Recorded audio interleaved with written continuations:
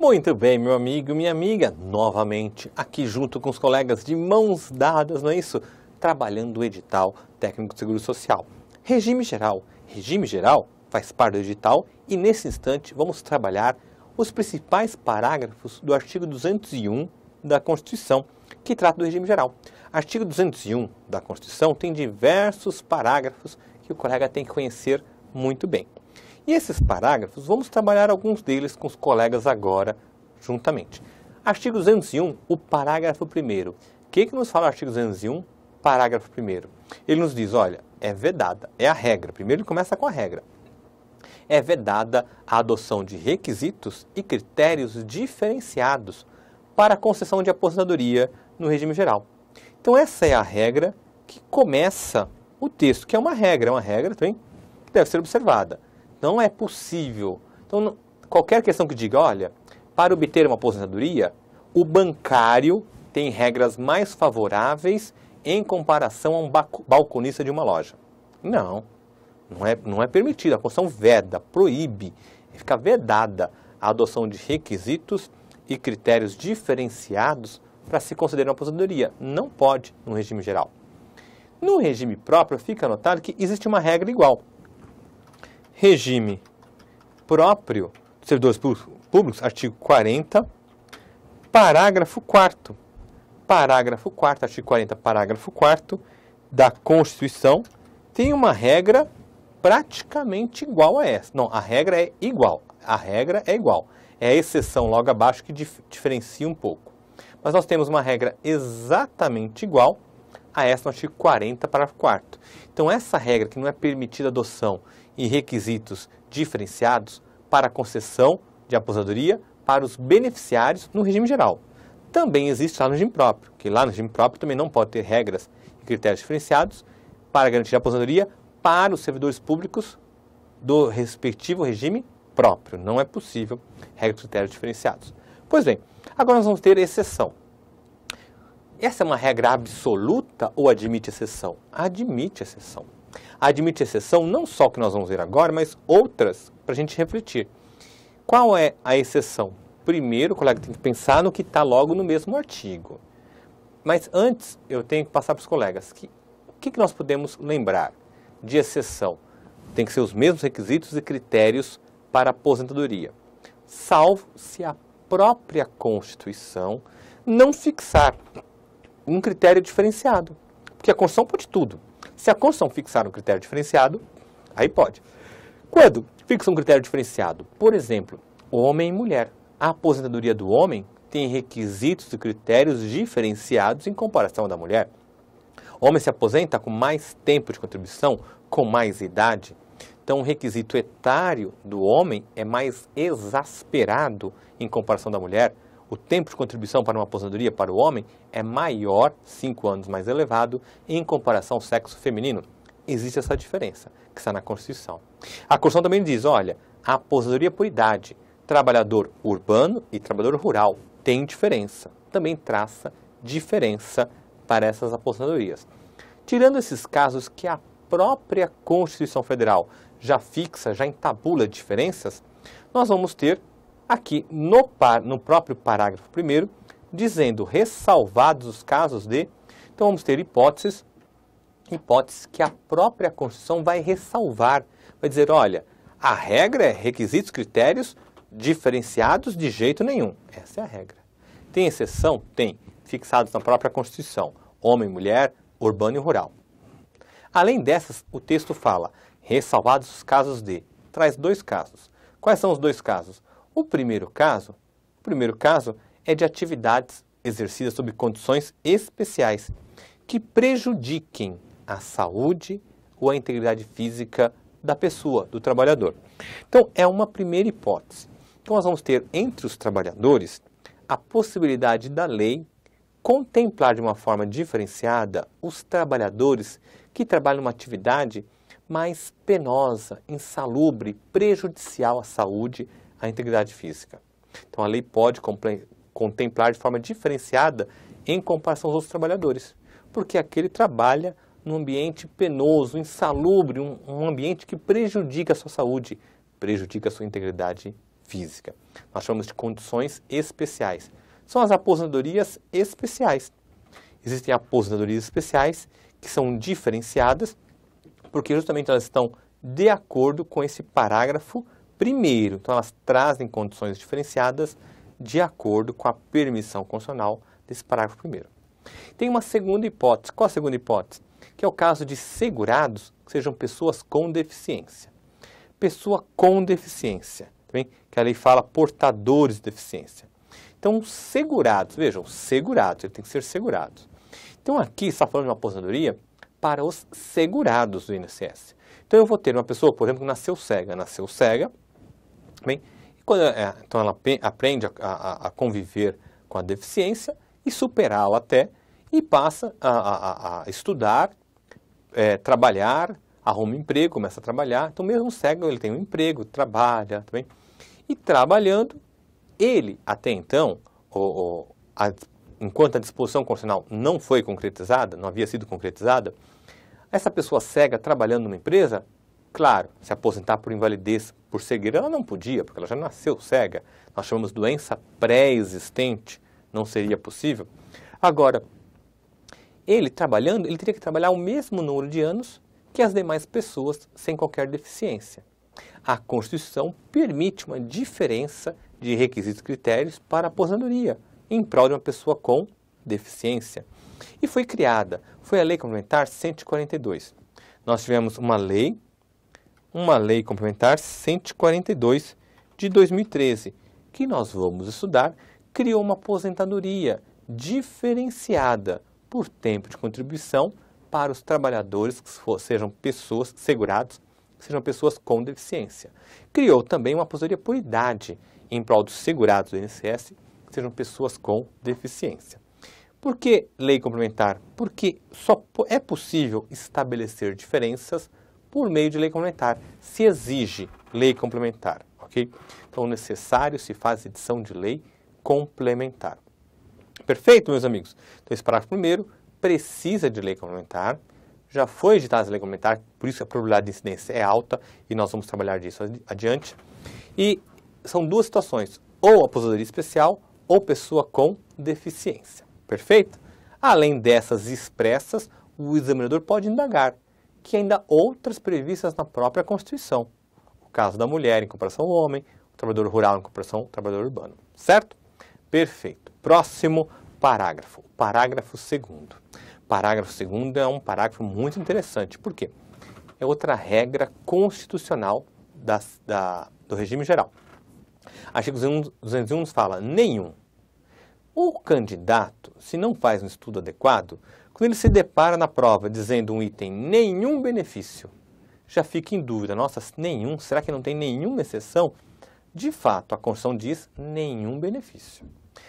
Isso está escrito na Constituição, portanto está certo.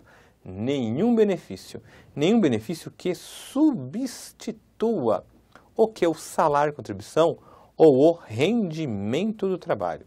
Nenhum benefício que substitua o salário de contribuição ou o rendimento do trabalho poderá ter o quê? O seu valor mensal inferior ao do salário mínimo. Não pode receber na Previdência um benefício previdenciário que seja substitutivo do rendimento do trabalho em valor inferior a um salário mínimo. Não permite o texto constitucional. Essa vedação é absoluta, professor? É absoluta. Não tem exceção. Não tem. Desde que seja substitutivo do rendimento do trabalho. O que é ser substitutivo do rendimento do trabalho, professor? Por exemplo, aposentadorias. Aposentadorias pagas pelo INSS, todas elas, qual é a ideia de uma aposentadoria? É que o trabalhador possa parar de trabalhar e viver como aposentado, com a sua aposentadoria. Então, a aposentadoria ela vem para substituir o rendimento do trabalho daquele trabalhador. Como veio para substituir, não pode ser inferior a um salário mínimo. Também não pode ser inferior ao salário mínimo o quê? As pensões por morte. Pensão por morte também não pode ser inferior a salário mínimo. Qual é a ideia da pensão por morte?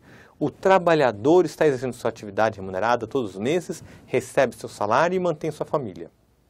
num determinado mês, o trabalhador vem a óbito, ele falece. Ao falecer, a sua família fica sem o rendimento do trabalho. Ele não está trabalhando mais, não vai ter mais salário da empresa. Então fica desprotegida. Vem a pensão por morte para quê? Para substituir o rendimento do trabalho. Pensão por morte também não pode ser inferior a salário mínimo, ok? Então a regra não pode ser. Vamos ter benefício também de auxílio doença. Auxílio doença não pode ser inferior ao salário mínimo. Tem alguma exceção auxílio doença, professor? O auxílio doença tem uma exceção. Qual? Atividades concomitantes. Então, no caso de atividades concomitantes, o que é isso, professor?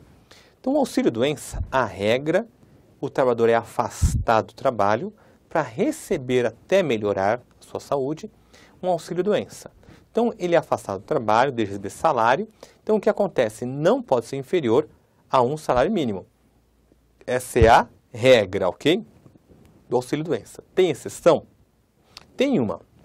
Qual é essa uma exceção? A exceção que nos fala, olha, se a pessoa exercer múltiplas atividades, então ele exerce mais que uma atividade. Ele trabalha, ele é taxista e ele também trabalha numa empresa, é empregado. Então ele exerce duas atividades. Pode acontecer que ele fique incapacitado para o trabalho em uma atividade. Em uma atividade ele fica incapacitado para o trabalho, não para as duas. Se ele fica incapacitado somente para uma, ele vai ser afastado de uma das atividades.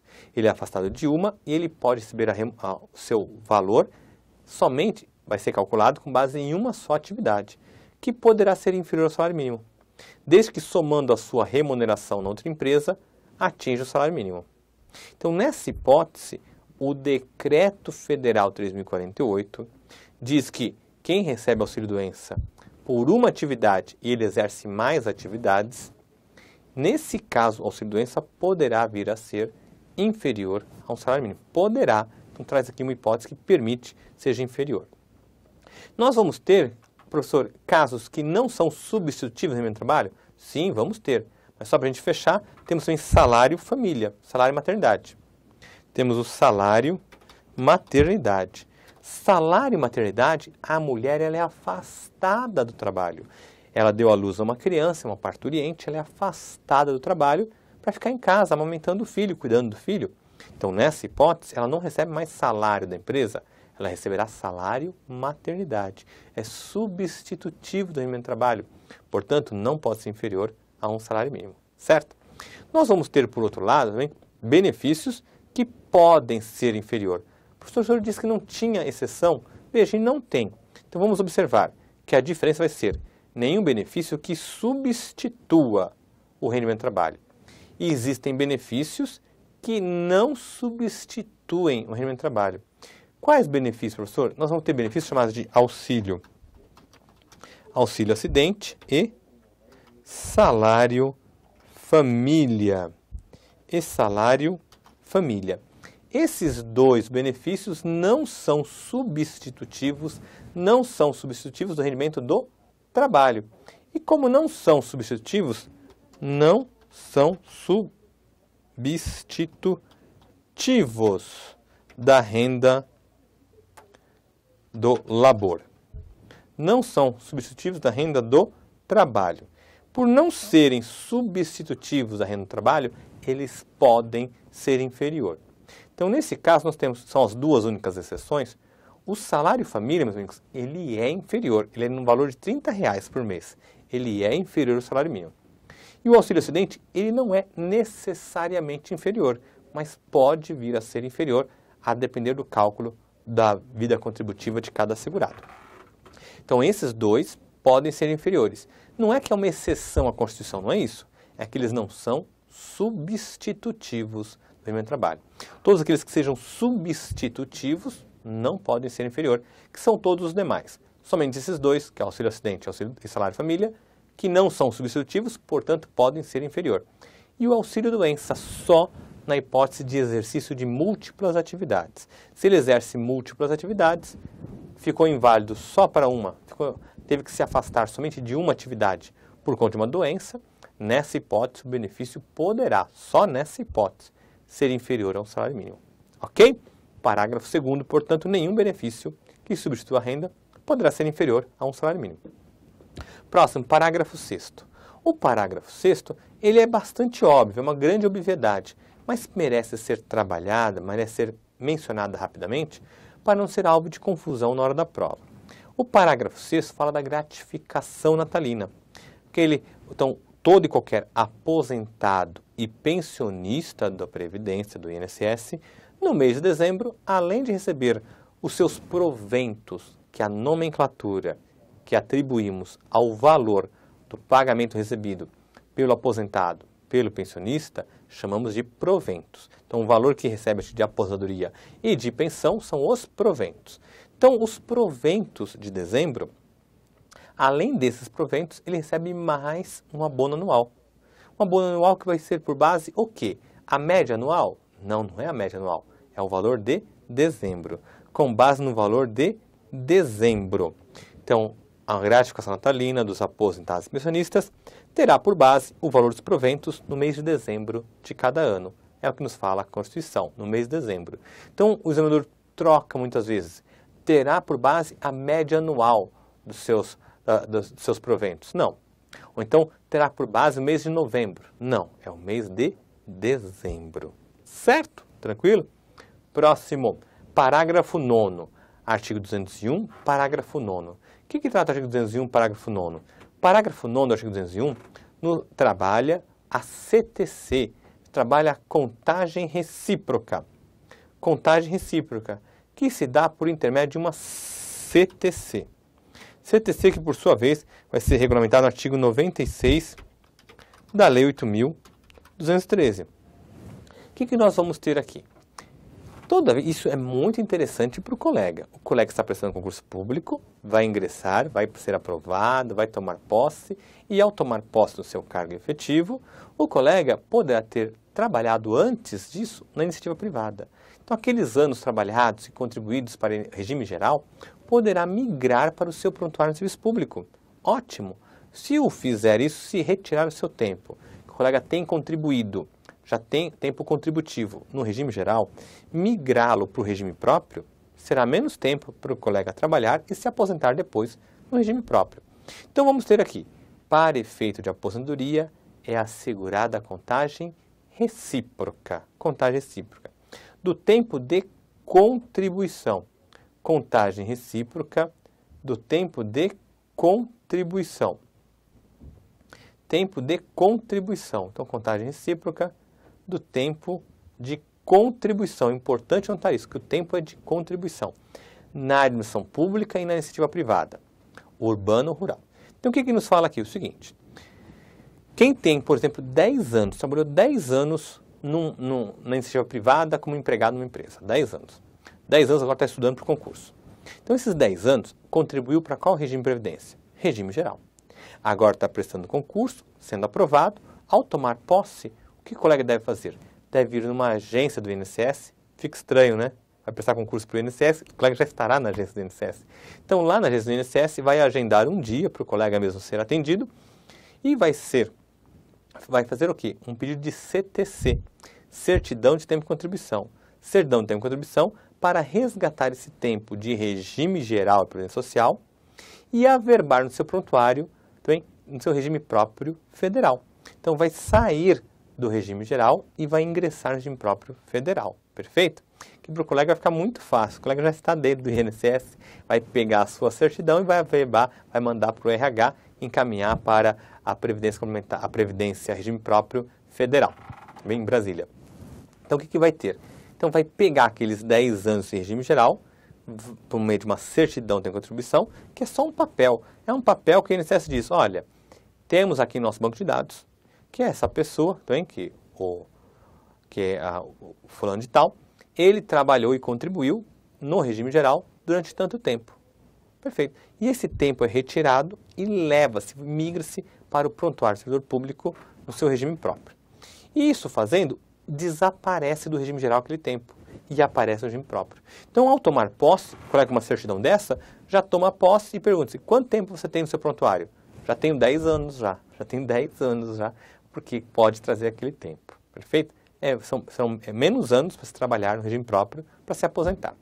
Pois bem, então nós temos que isso é possível tanto do regime geral para o regime próprio, quanto o inverso, do regime próprio para o regime geral. Temos casos, e talvez aconteça com um colega, uma vez ingressa no concurso público, recebe propostas de iniciativa privada. Então, a iniciativa privada fala, olha, estamos aqui, um amigo, você vai falar, preciso de alguém, abrir uma empresa, preciso de alguém para gerenciar essa empresa. Eu estou pagando, ó, dá para pagar a sua experiência, tudo, ó, dá para pagar, ó, 30 mil reais por mês, e a gente faz um contrato de garantia durante 2 anos do salário. Maravilha, fala, poxa, pede exoneração, ok? Pede exoneração do regime próprio e vai para essa empreitada iniciativa privada. Como ficam aqueles anos contribuídos no regime próprio? Pega uma CTC, uma certidão de tempo de contribuição e migra a verba no INSS, migra para o INSS, o regime geral. Certo? Professor, o que é CTC? É a certidão de tempo de contribuição, porque a Constituição só permite que se possa migrar tempo de contribuição. Se for um tempo sem contribuição, não pode. Não pode migrar. Não pode migrar entre regimes. Em razão disso, o colega vai entender o seguinte, que permite a Constituição que você possa migrar tempo da administração pública, que é regime próprio, em iniciativa privada. Iniciativa privada urbana ou rural. Urbano ou rural. Então, está na Constituição, é permitido, certo? Agora, quanto ao rural, só é permitido tempo de contribuição. Por quê? Nós temos o artigo 55,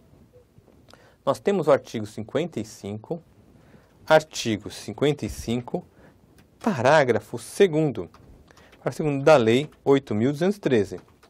Esse artigo 55, parágrafo 2º da Lei 8.213, nos fala que o tempo rural, tempo de serviço rural, antes de 1991. Então, ele fala do tempo de serviço rural antes do ano de 1991. O que ele fala? Fala, olha, antes de 1991, o trabalhador rural não fazia parte da Previdência. Então, não tem contribuições. Quem era trabalhador rural antes é tempo, nós chamamos de meramente de serviço, exclusivamente de serviço. Ele só prova que ele trabalhou. Ele não consegue provar que contribuiu porque ele não fazia parte da Previdência. Ele não era obrigado a contribuir. Ele não contribuiu com a Previdência.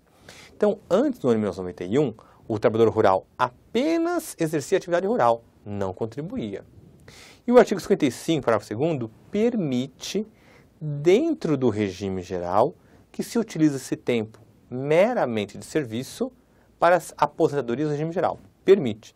Então, dentro do regime geral, é permitida a utilização de tempo meramente de serviço, sem contribuição, na atividade rural. Por quê? O artigo 55, parágrafo 2º, permite isso. O artigo 55, parágrafo 2º, permite falar, olha, pode usar o tempo meramente de serviço, mesmo não tendo ocorrido contribuição. No caso do trabalhador rural, antes de 91, pode ser utilizado aqui dentro do regime geral. Então, é dentro do regime geral. Significa, não pode migrar por meio de CTC. Então, as normas não permitem que possa migrar por meio de certidão de tempo de contribuição, tempo meramente de serviço, só tempo de contribuição. Então, existe uma verdade que é, no regime geral, abriu-se uma possibilidade no INSS, falar, olha, tempo rural, depois do ano de 91, é com contribuição. Então, pede a CTC, pega e migra para o regime próprio, tranquilo. Antes do ano de 1991, não tem contribuição, não pode migrar. Então, as normas exigem uma indenização de quem quiser migrar. Fala, poxa, eu prestei concurso público e passei. Só que eu tenho tempo rural antes de 1991. Dá para trazer? Bom, a regra é não, salvo se você indenizar a Previdência. O que é indenizar? Pagar o valor que seria referente à contribuição da época, hoje com juros e multa. Então, se assim o fizer, é possível. Pagando com juros e multa, aqueles valores passados, tornará possível a expedição do CTC. Sem indenizar o INSS das contribuições que seriam devidas por aquele período, não pode migrar o tempo para o regime próprio. Então, viram, aqui a Constituição fala atividade urbana e rural. Então, urbana e rural com tempo de contribuição, provando que teve contribuição. Então, mesmo se for urbano, por exemplo, um advogado que fala, olha, sou advogado, quanto tempo? Há 10 anos sou segurado obrigatório, sou advogado. Bom, advogado, segurado obrigatório, tem o escritório dele, perfeito. Só que ele está há 10 anos sem contribuir. Há 10 anos que ele não contribui nada. Agora prestou um concurso público e passou. ele pode pedir uma CTC com esses 10 anos que ele prova que trabalhou, mas não que contribuiu, e levar para o regime próprio? Também não pode. Tempo meramente serviço? Não pode.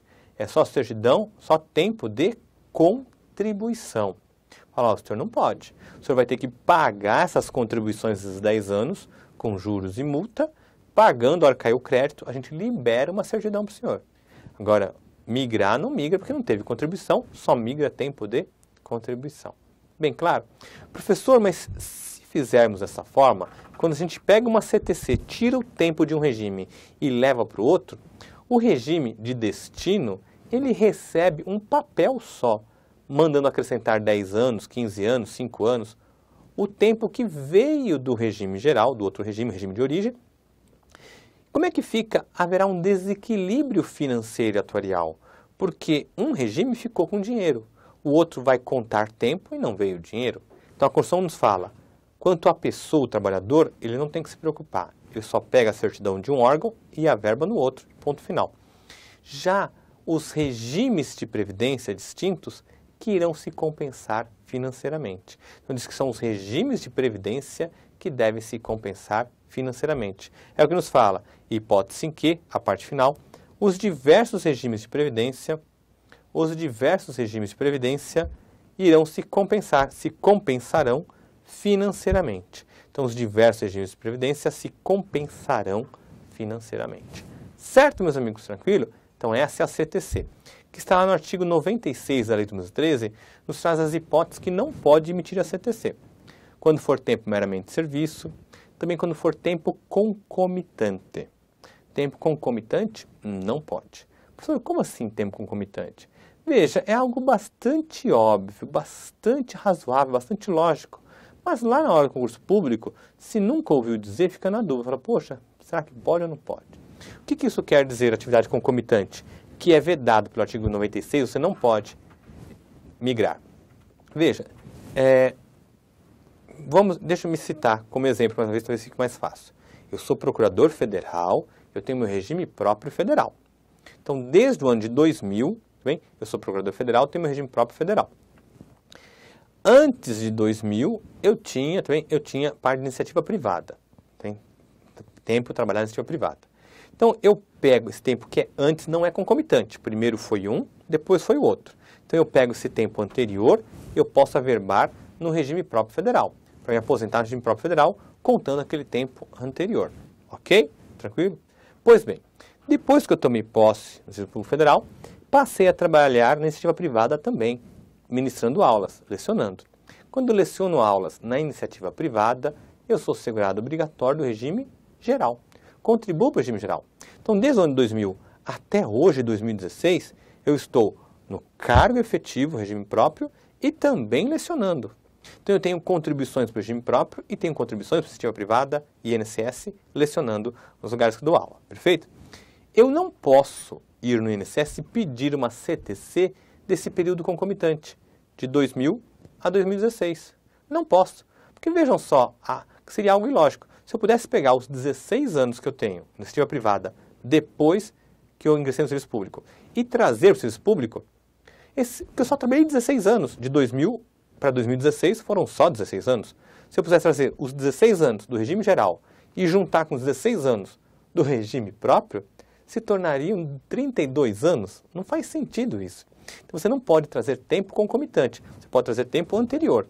Então se eu trabalhei 5 anos antes, eu pego 5 anos antes e somo com esse meu tempo de agora. Maravilha, porque ele é sequencial. Se é concomitante, não. Então nós teríamos uma coisa ilógica, não é isso? Então eu trabalhei 16 anos de forma concomitante, já poderia até me aposentar quase, não é isso? Porque daria 32 anos. Não, são 16 anos. Então eu conto os 16 anos para o regime geral e os 16 anos para o regime próprio, onde trabalhei em iniciativa privada e regime próprio. Ficou claro, meus amigos? Não pode migrar de regime. O INSS, o colega, quando estiver lá como técnico de seguro social, vai analisar um caso. Fala, aqui é um pedido de CTC. O senhor quer CTC? Quero. Eu quero migrar para o meu regime próprio. Sim. O senhor não tem regime próprio? Tenho. Desde quando? Desde 2000. Maravilha. O senhor tem contribuições também aqui no INSS? Tenho. Desde quando? Desde 2000. Mas de 2000 está no regime próprio e de 2000 no regime geral? Sim, eu trabalho também na iniciativa privada, contribuo. E o senhor quer CTC? Quero trazer tempo, regime próprio. Não pode, meu senhor. O artigo 96 veda, proíbe. Perfeito? Não pode. Pois bem, então nós vamos agora, nesse instante, fechar com os colegas os casos de regras constitucionais. A bem da verdade, temos mais uma para mencionar para os colegas. Nós vamos para o próximo vídeo, a gente finaliza as regras constitucionais. Agradeço os colegas, até logo mais, forte abraço.